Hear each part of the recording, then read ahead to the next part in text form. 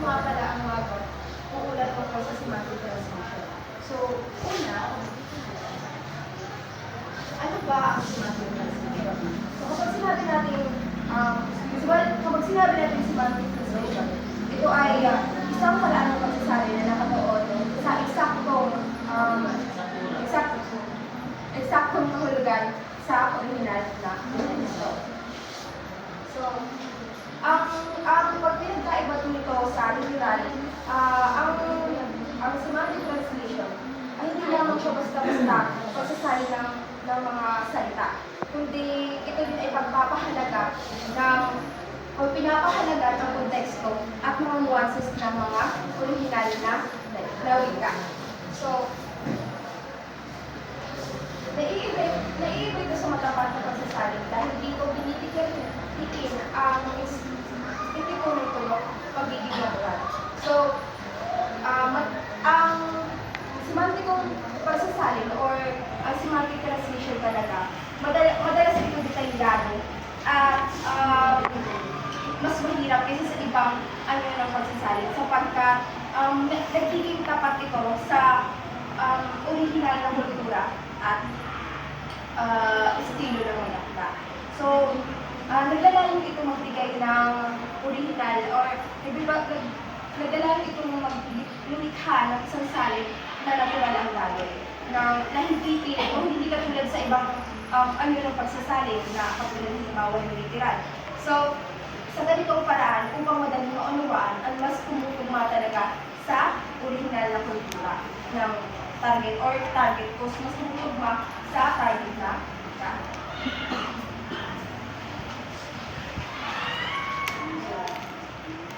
saling semantic po sa parang ito ng pagsasalin ay pinagtutuunan ng din ang its value, yung halagang espiritu, gaya ng maganda at natural na tulong. At iniiwasan ang anumang masakit sa taingang pag-uulit ng salita o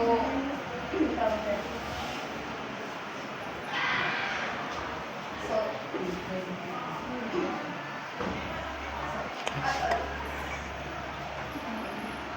iniiwasan ang anumang masakit sa tenga paulit ng salita o parte sa pagsasabi ito.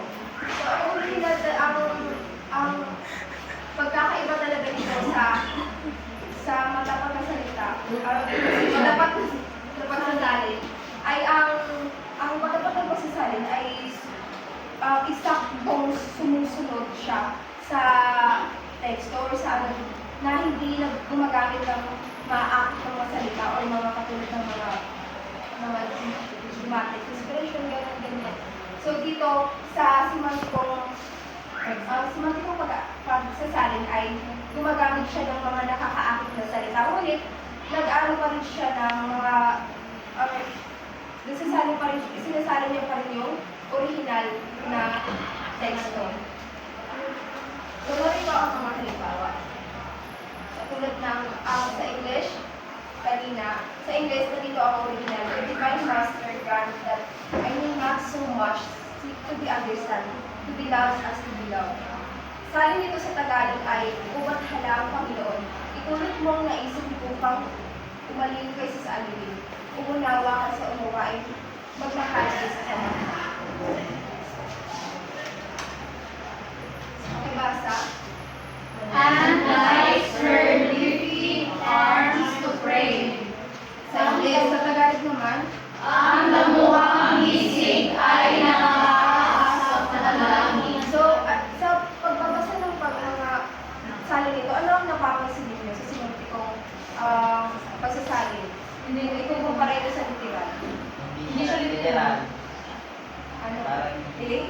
Ano, may malalim na Magawa siya ng mga Java, pero ismarin pa rin niya ito sa original. Pagkakama siya sa